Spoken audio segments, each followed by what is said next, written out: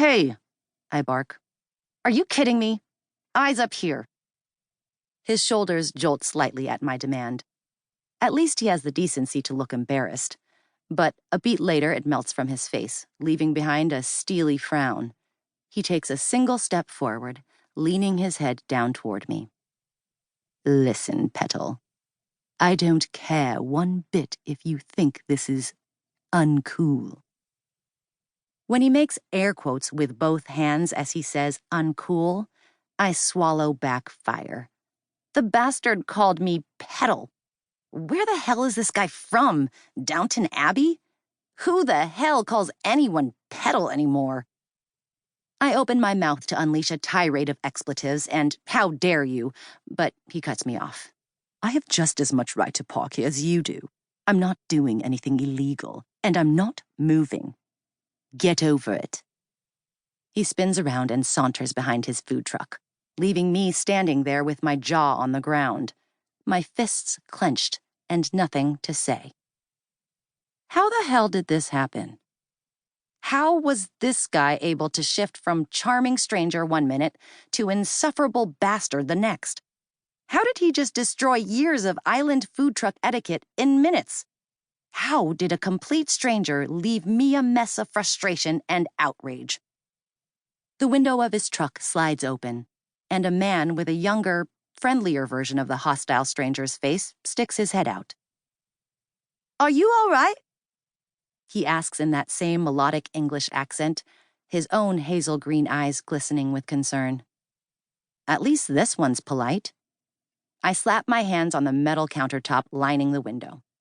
His shoulders jerk up.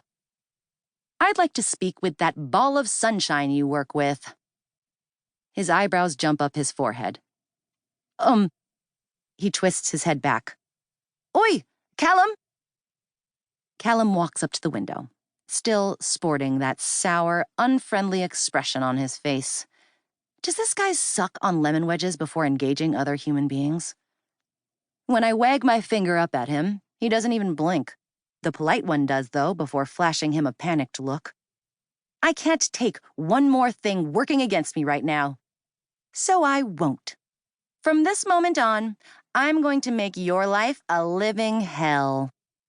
I tilt my head to the side. Deal with it. In the split second after I speak, all I see are his eyes. Strangely, they still read kind, and it's enough to make me question for the briefest moment if I've been too harsh. But his brow furrows, his nostrils flare, and his mouth twists into the tightest purse I've ever seen. Never mind. I spin around and march back to my truck. What did you say to her? The polite one asks as I walk the 6 feet back to the other side of the clearing. The only tidbit I hear before I'm back in my truck is Callum barking the name Finn. Judging by their resemblance, I'm guessing they're brothers. And Callum would do well to listen to his little brother Finn next time, as it might keep him out of trouble. Too late now, though. I tie on my apron and start prepping for lunch. Sunlight shines through the open window, illuminating the blade of my knife as I chop heads of cabbage. The adrenaline from our fiery exchange is a surprise source of energy.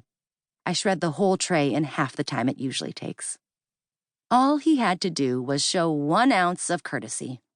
But no, he wanted to start a war with a total stranger who was perfectly polite to him until he played dirty. A total stranger who's been through hell this past year and a half, who is tired of ducking from the constant stream of curveballs life chucks at her. As of today, I'm done ducking. I'm fighting back. He wants a war? It is on.